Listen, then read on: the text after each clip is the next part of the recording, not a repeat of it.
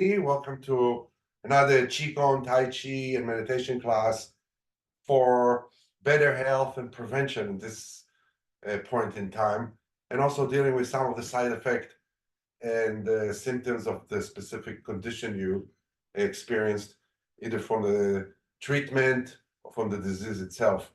I want to start today with a little bit of a warm-up that can be done before you start any exercise class, or if you're standing in front of the TV, on the porch, on the beach, on a mountain.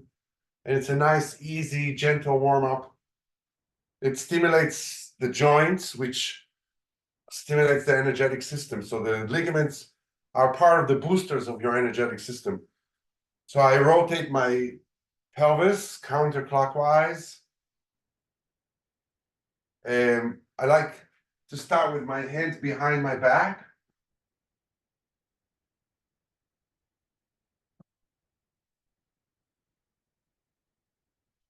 I call this the hula bula. Like you rotate the hula bula on your hips. I can never do it as well as my wife. She's so good at it. And my daughter. So actually you find out that the hula bula, you don't go circle, you actually go forward and backward. And that's how you get the circle to go around. At the same time, because it is Qigong and Tai Chi, so we want to integrate 4 more building blocks into this exercise. So we have the body. The body does the circles, the soles of the feet glued to the floor, feet parallel. If you look at the soles of the feet, they don't move. The movement is in the ankle and the hips. You can experiment with small circles, medium circles, and large. So each circles, they do different things. Of course, the large one, the circles are more physical. So you feel it all the way in the lower back, in the groin, in the thighs, in the hamstring, the calf. So it's a nice dynamic way to stretch some of the muscles. The second building block is the breath. So we want to breathe in and out through the nose for now. And then you want to coordinate the breath and the body. So what do? You say, okay, I'm going to go 2 circles, inhalation. 2 circles, exhalation. If 2 circles is too much, so you do 1 circle in, 1 circle out. Over time and practice, you build up, and you can do 3 slow circles inhalation and 3 slow circles exhalation. The third building block is the mind. So the mind focuses on the circles, monitors the breath,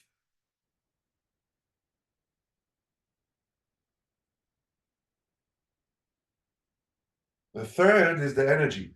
So in order to activate the energetic system, you visualize a healing energy ball 2 inches below the navel. As you can see on the rack here, I have all those Tai Chi balls. So sometimes I have them different size, different wood, chestnut, mahogany, oak. So you hold the ball like this, and you visualize this energy center right in the center of your body. So when you hold something round, it really helps with the visualization. But since you don't have a ball, you can always use a tennis ball, a golf ball, or you can just take your right hand, make it into a loose fist, put it on the left hand, and now you have a round feeling here, and you project it inward. And now if you can rotate from the lower energy center, I like to make the lower energy center into the sun. I visualize the sun. If you notice, the moon was full lately. I think it was lately.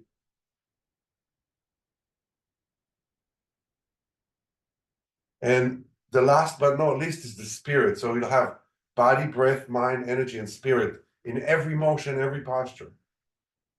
How do you evoke the spirit? One way is, as I say, you visualize the moon or the sun. Another way, change direction. Now go clockwise. Another way, you send your mind deep into the earth and up into the heaven, and you visualize your lower energy center with the sensation of the center of the earth and then the heaven. So you're in three places, or really it becomes one place. And that's how you evoke the spirit. It's called unification of human, heaven, and earth.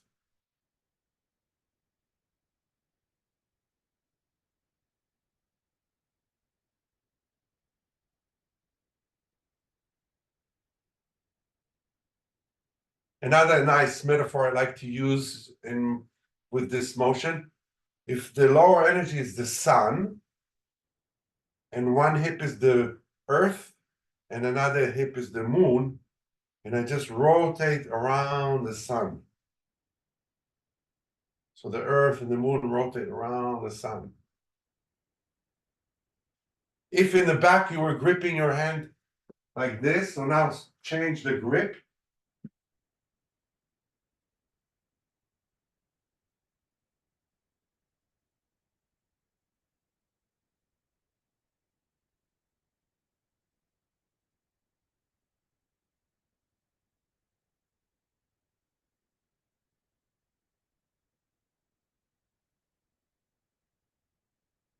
You can see the small circles are more energetic, and the large one are more physical. Also, with this nice exercise, you keep massaging the soles of the feet. So try to pay attention to the circles at the soles of the feet.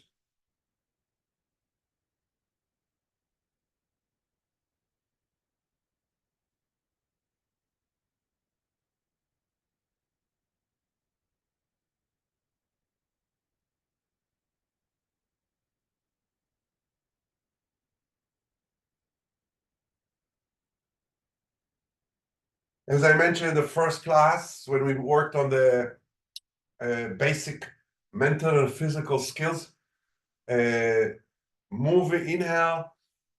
So now we'll change our hand position. We'll put one hand on the abdominal muscles and one hand on the back. And as we do the circle, inhale, move the abdominal and the back muscles in, and exhale out. If you want to move it out on the inhalation, that's fine. At this point, it doesn't really matter. Later on, when you get more into the exercises and more regular classes, we practice both the Taoist and the Buddhist. And I think I talked about it last time. So Taoist is then when you inhale, you suck the stomach and the abdomen and the back, the abdominal muscles, the back muscles in, exhale out. Now there's not as many people familiar with this one. More people are familiar with the Buddhist breath.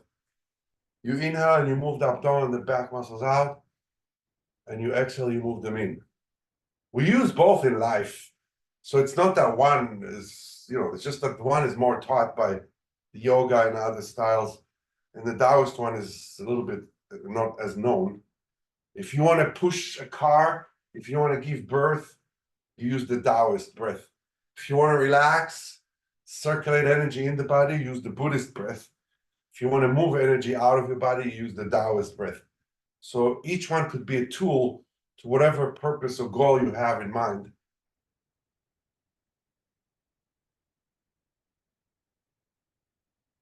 This is also moving meditation. So as you do it, and if you say, wow, the 3 minutes just went like this, that means you were in the right brainwaves. If you do it and you say, oh my God, this is so long, it happens even to me. So you aren't in the right brainwaves. So that's why you need to focus on the breath, on the visualization, and then boom, the time just passes. As my Zen teacher used to tell me, Rami, you are time. When I used to tell him, I don't have time. Next, we'll do the windmill. So there's first the body. So there's a few ways to do the body here. If I go all the way to the left leg and I lift my right heel off the ground and I turn my shoulder to the camera and I look at the camera, that's the biggest physical motion. But for some people, this could feel, oh, I don't feel stable. So then you don't turn as much, and you just lift the back leg a little bit. So you don't have to go all the way around this way. Then the third way, you just stand in the horse stance, and that's really safe. You don't feel that you're going to fall. And you just turn. So if you do it the full range and you let go of the back leg, you'll turn all the way that your shoulder is turned to the camera. If you move a little bit the back leg, you'll be 45 degrees. And if you stay in the horse stance, probably 25 degrees. The shoulders will move.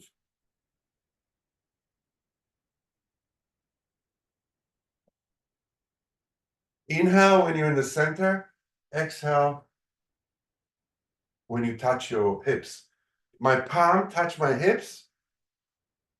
My arms are like two ropes. So if I see you and I see you doing this, no, that's too much tension.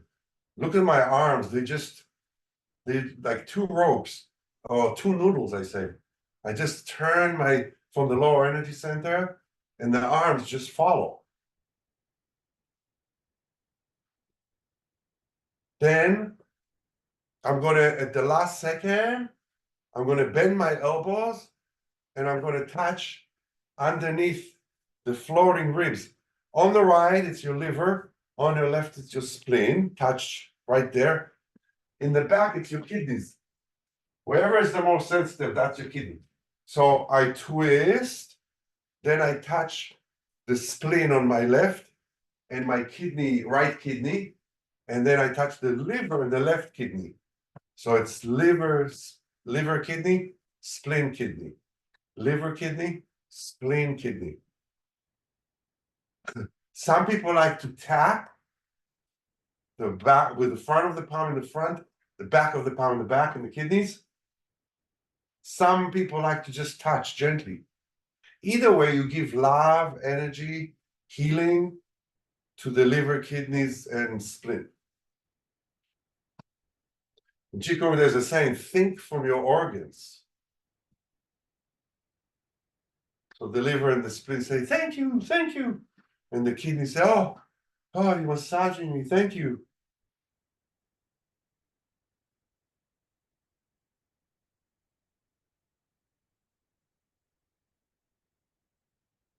When you tap like this, it creates, you see after a while, your palms get nice and warm, circulation increases, your organs gets nice and warm. You work on balance and stability here. If you breathe deep in and out through the nose, you bring all this oxygen in. If you move the abdomen, the back muscles in and out, you massage the internal organs also from that angle. On the other hand, you can say, Ryan, that's so much information. I can't do all of it. That's why you have the recording. That's why I may come in the future and we'll keep working. And it just like an onion, layer by layer, you get to do it until you just do it like driving. First, when you drive, you have to hold the wheel with two hands and be really careful. And then after a while, you can drive, drink a cup of coffee, talk to your friends, listen to the radio. So I want to do one more area tapping with this one, the lungs. Let's divide the lungs into three pieces or three chambers. So the bottom part is right where your floating ribs are. The mid part is here, and the top part here. So three chambers, 1, 2, 3. Start with tapping the bottom parts of the lungs in the front and the bottom parts of the lung in the back. If you go in China or in Hong Kong or in Taiwan, you see a lot of people, they walk to work and they do the tapping. In the park, people do the tapping. So that's a very typical Qigong exercise.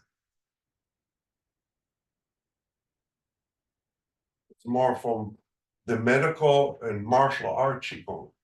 It's 4 schools of Qigong, as I mentioned in the first lecture: religious, Confucius, health, and martial art. Those are the 4 schools of Qi Gong. Each one focus on that specific goal. Then go to the middle part of your lungs.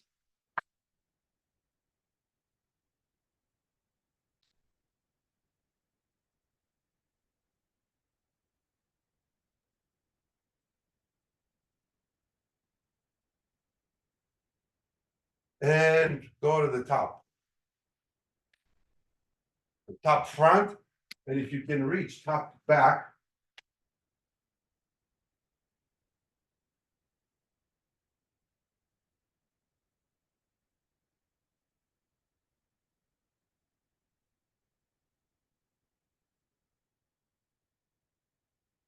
Okay, very good. Then I'm going to give you a little break for your legs if you need. If not, you can still stand in the horse stance. We're going to practice the crane flies. Again, we mentioned it last time. You can either sit on the edge of the chair. If you feel like your spine is getting tired, you can take a firm pillow or bolster, yoga bolster, and you can put it behind, and you use it to assist you to keep your spine straight. On the other hand, over time in practice, move to the edge of the chair so you're independent. We can start everybody sitting, and then we'll do standing also. So the body is, the arms move up. When they're up here, I put all 5 fingers together. So I have the thumb and the 4 fingers together. So that's like the beak of the crane.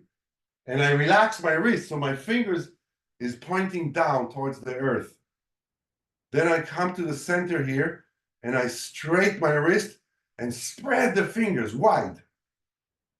Then I go down and I tense the forearms, and I point my fingers to the sides.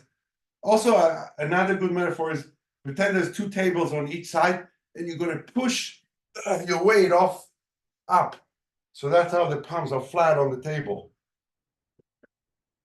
Then I go to the here straight wrists and crane beak, straight wrists, and tense the fingers to the sides. Inhale, exhale. Inhale, exhale.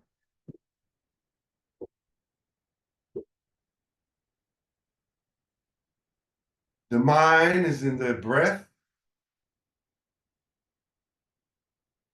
The mind is in the arms. The mind is in the trunk. The forces that move up through the chair, through the head suspended, shoulders relax. In and out through the nose. Then visualize the lower energy center, the healing energy ball, 2 inches below the navel in the center. Or even better, visualize the sun. So then we get the spirit right off the back there. Almost like, and I say, don't just pretend to be a crane, be the crane. Really feel you're the crane, you're flying. If you visualize the sun like the sunset, you're like the crane flying towards the sunset.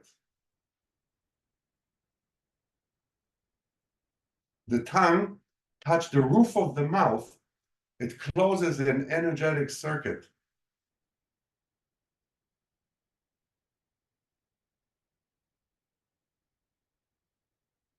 Face relaxed. We have a lot of tension in 3 areas: the face, the shoulders, and the internal organs. So you always want to help those 3 areas dissolve, relax.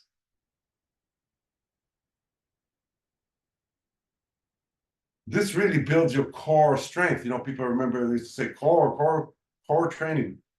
You're holding your trunk upright, so that takes a lot of strength over time. You're moving the abdomen and the back muscles in and out. So I massages the internal organs, but also strengthening the abdominal muscles to support the spine. The deep breathing works the chest. And then your arms are working. If you get tired with your arms, because that was about 3 minutes. If you get tired, you make the crane fly, smaller here, or you take a break, you shake your arms, and you go back. So over time in practice, you will get very strong in the upper body, mid body, center, the bottom. Then stand up in the horse stance. Shoulder width apart, the legs. Bend your knees, feet parallel. Tuck the tailbone in, so you don't want to stick your tailbone out.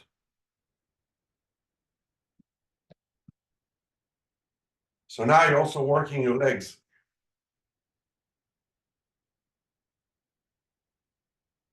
Inhale, exhale. Try to time it that when you finish the movement upward, you finish the inhalation. When you finish down, you finish the exhale.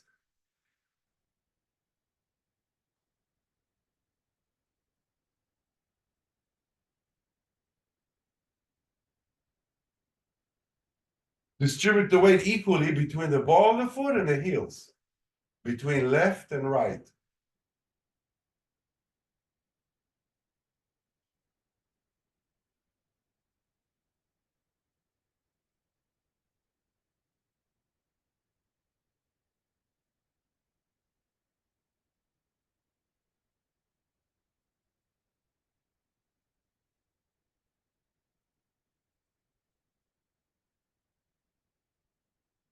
Now switch, bear swimming.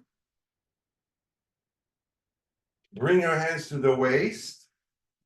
Bring both hands out like two punches, but the palms are open, facing up. Touch the pinky to one another. Go out. Turn the hands.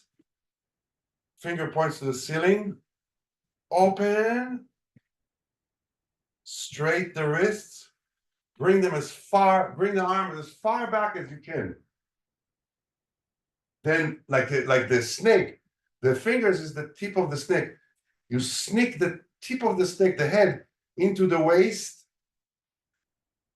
Fingers touching each other and open.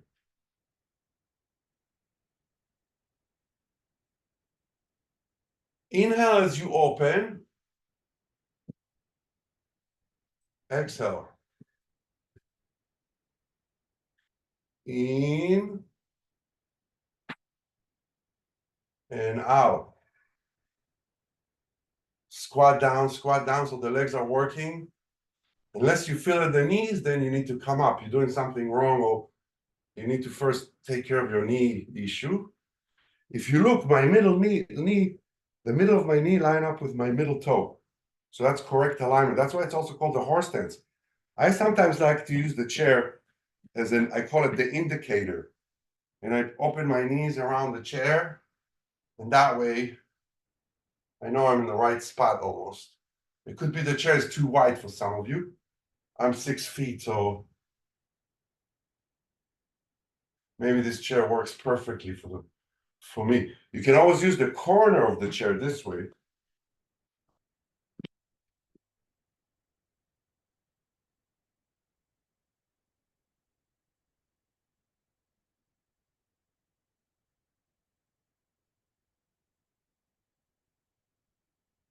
Find your own speed, your own tempo. Some people like to go really, really slow.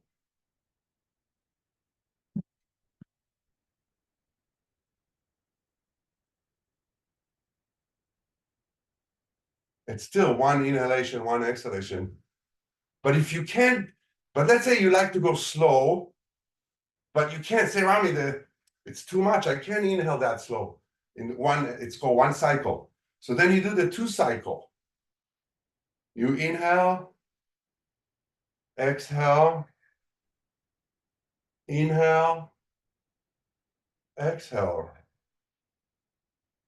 inhale, exhale. As long as you don't hold your breath, you're okay. But over time in practice, you want to make the motion slower and still one cycle breath. So then if I do it really slow, I go inhale,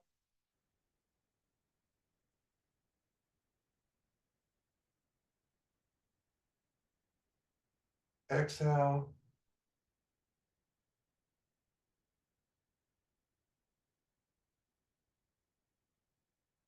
inhale,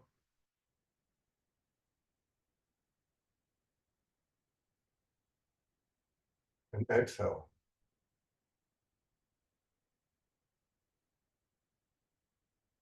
Then sit on the edge of the chair.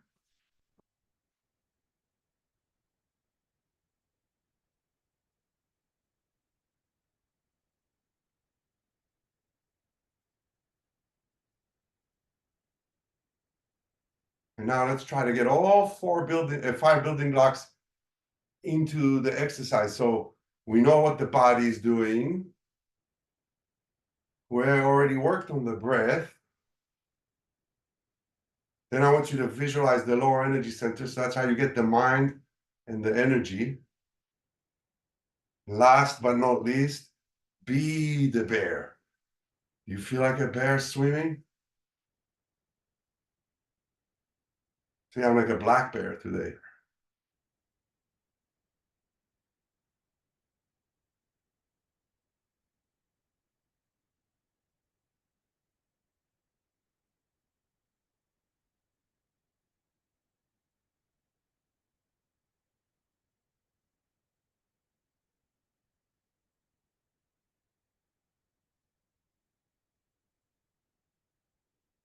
Very good. Let's go a little bit into, and also, by the way, the crane fly, the bear swim, sitting helps with fatigue because you're working a lot of your lungs. You bring all that oxygen in different postures. So, and then the mind relaxes because you're in a meditative state. You're massaging the joints. So that really goes a long way with the fatigue. But also, we want to deal a little bit with the neuropathy. So I want to do a little bit of what we did last time. So I put one foot up, which at the same time, I'm stretching my outer hip here. So I put the right foot on top of the knee of the left, and I'm going to tap the sole of the feet from the heel to the toes and from the toes to the heel. I put the timer, maybe 1 minute at this point. So to say at home, you can do more. You can use different tools to tap. I mentioned there's a wooden spoon, or you put like a bunch of Chinese chopsticks together in a rubber band and you tap with that. And you can find different tools that when you tap with them, it makes the sensations different. The idea here is to stimulate the nervous system, to create flow, circulation. There's not a lot of way to deal with neuropathy. This is one of the best way I've learned in Qi Gong.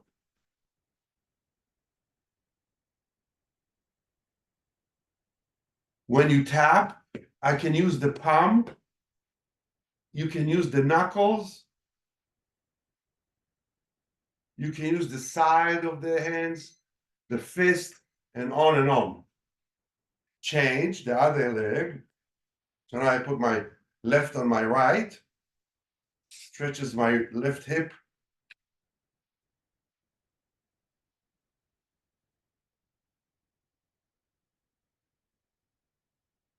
At the same time, remember the 5 building blocks. So, of course, some days you can just do it, watch TV, but just never hold your breath. So at least get the body and the breath. And your mind is watching TV or talking or blah, blah, blah. So at least you get the body and the breath. Other days, you add the mind, you visualize the lower energy center. You feel the earth beneath you, you feel the heaven above you.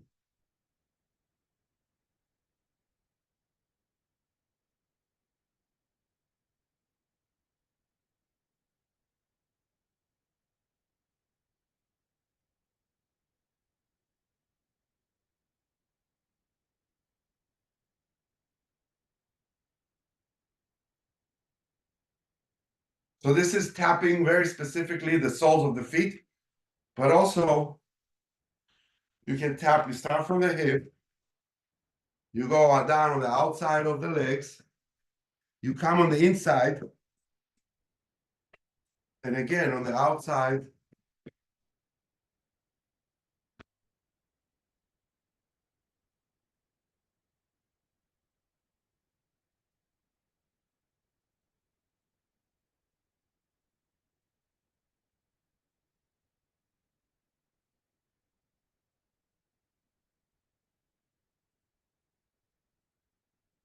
You can do it sitting, or you can do it standing.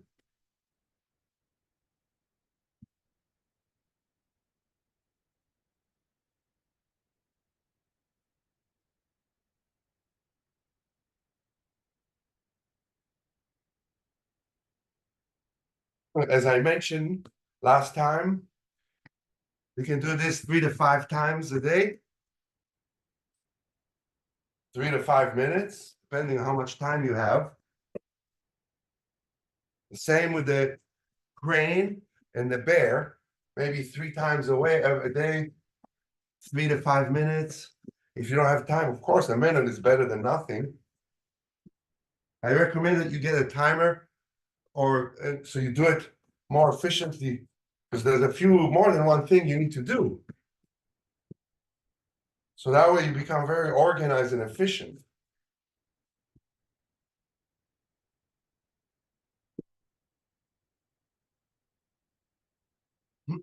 Then circle, warm your hands, make them nice and warm.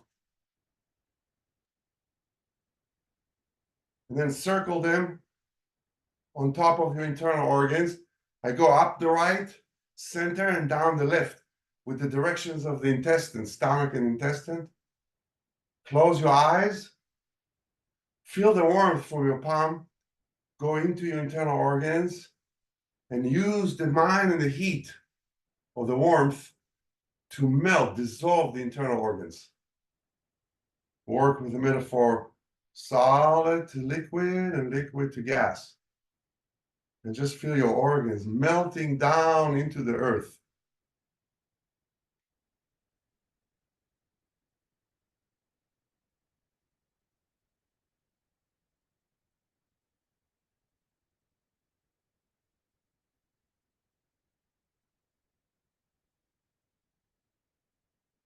Again, warm your hands.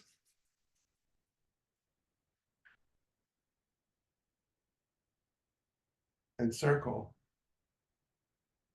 You can circle both hands, one hand. You can circle big circles or little small circles. Like, let's say I want to dissolve my intestine. So I just circle my right hand, small circles around the intestine area, and I move along the intestine with small circles, and I try to dissolve my intestine. Let go, relax.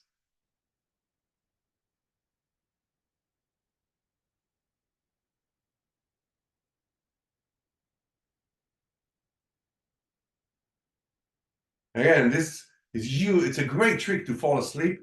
You dissolve your internal organs, you focus on the breath, boom, you fall asleep. Any questions about the past, what we did, about today? Yeah, thank you so much, Rami. That was amazing. If you have questions and you would prefer not to be in the recorded piece, type them into the chat for me and I'll read them to Rami.